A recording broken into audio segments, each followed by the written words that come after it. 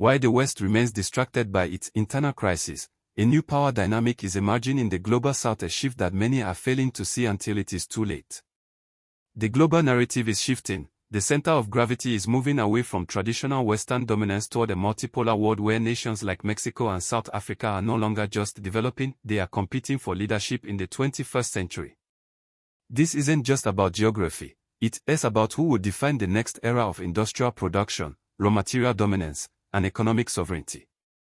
We are seeing a massive surge in interest regarding the comparison between Mexico and South Africa. Why is this happening now? Because the global markets are looking for the next great manufacturing hubs outside of traditional Western corridors. For years, Mexico has been seen as the gateway to North America, while South Africa has been the industrial powerhouse of the Southern Hemisphere.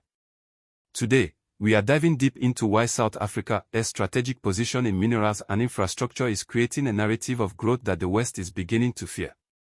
We will break down the historical context, the current economic data, and what this means for the rise of the African continent.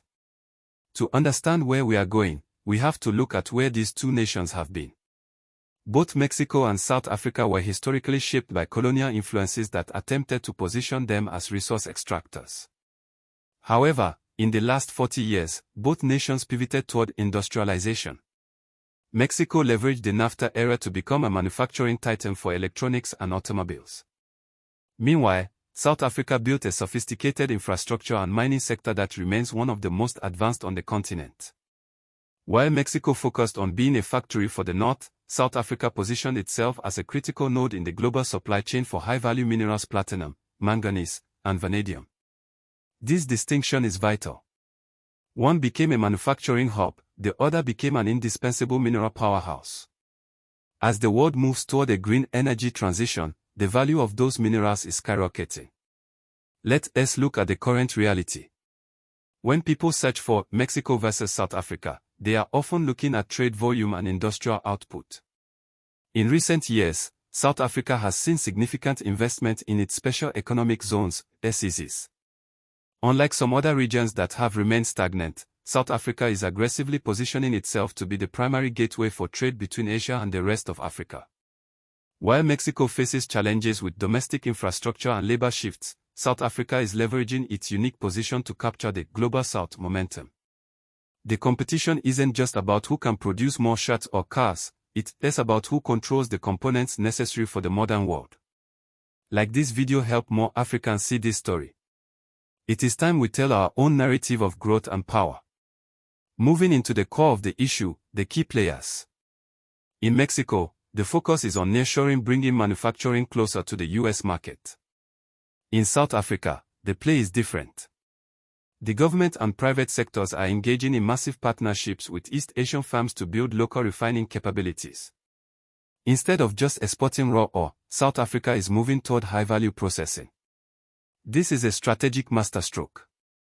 By moving up the value chain, South Africa isn't just participating in the global market, it is commanding its terms. Furthermore, the emergence of global trends where local markets integrate into global supply chains shows that Africa isn't waiting for permission to participate, it is taking its seat at the table. This brings us to the most important part, the Pan-African implications. This isn't just a story about two countries, it is a litmus test for the Africa Rising narrative. When South Africa excels, it provides a blueprint for the entire continent. It proves that an African nation can build sophisticated industrial systems and compete directly with established powers in the West. The rise of Africa is not a future possibility, it is a current reality. We are seeing the end of the era where Africa is viewed as a mere source of raw materials. We are entering the era of African value addition. When we compare our growth to traditional rivals like Mexico, it reveals that Africa's leapfrogging potential is immense because our integration into the digital and green economies is happening at an unprecedented pace. What does this mean for Africa's future? It means that the next decade will be defined by African agency. South Africa's success in minerals and trade infrastructure provides a roadmap for the African Continental Free Trade Area, AfCFTA. We are moving toward a continent where borders matter less than economic integration. The West may fear this shift because it means they can no longer dictate terms to the Global South. They can no longer rely on old trade routes that favor their hegemony. Emphasis: Africa is building its own house, on its own terms. Subscribe for honest, Pan-African analysis you won't find on CNN or BBC. We are here to tell the truth about our continent's power. In conclusion, the comparison between Mexico and South Africa highlights a fundamental shift in global economics. While Mexico remains a titan of the North, South Africa is emerging as a powerhouse of the South. Both are proof that the global center of gravity is moving. The question is no longer if Africa will rise, but how fast it will lead. Check out this next video where we break down the specific minerals that make South Africa a target for every major power in the world.